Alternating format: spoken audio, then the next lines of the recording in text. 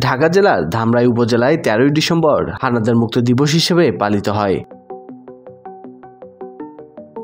1971 সালের এই দিনে মুক্তিযুদ্ধের সাহসী যোদ্ধারা বাখানদের শক্ত প্রতিরোধ ভেঙে ধামরাইকে হানাদার মুক্ত করেন, যা মুক্তিযুদ্ধের একটি গুরুত্বপূর্ণ সাফল্য।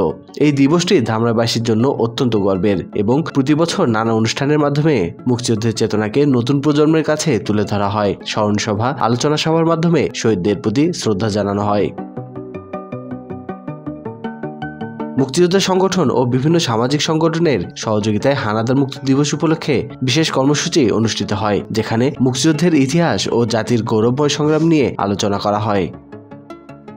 সেখানে আমরা আক্রমণ করি, আক্রমণ করার পরে সেখান থেকে আমরা অনেককে হতাহত করি এবং 4 জন বালুচ সৈনিককে, তাদেরকে আমরা ধরে নিয়ে আসি।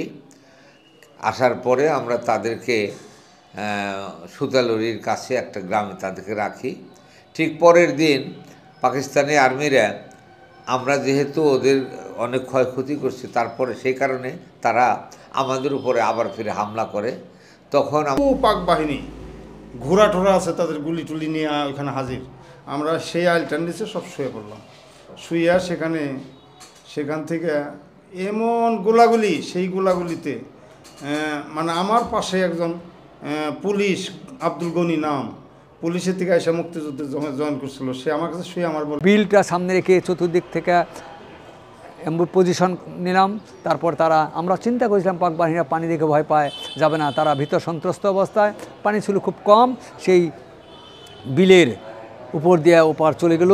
সন্ধ্যা গনিয়ে আসলো, আমরা ফায়ার করতে লাগলাম। তারাও 10-20 জন মানুষ শুধু পজিশনে থাকে, ব্রাশ ফায়ার করতে থাকে, আর গোলায় দৌড়াতে থাকে।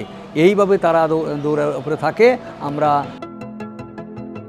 ধামরাই হানাদার মুক্ত দিবস আমাদের শেখায় যে ঐক্য ও সাহসের মাধ্যমে জাতি পরিপূর্ণ স্বাধীনতা অর্জন করতে পারে। স্বাধীনতা বাংলা নিউজ ডেস্ক।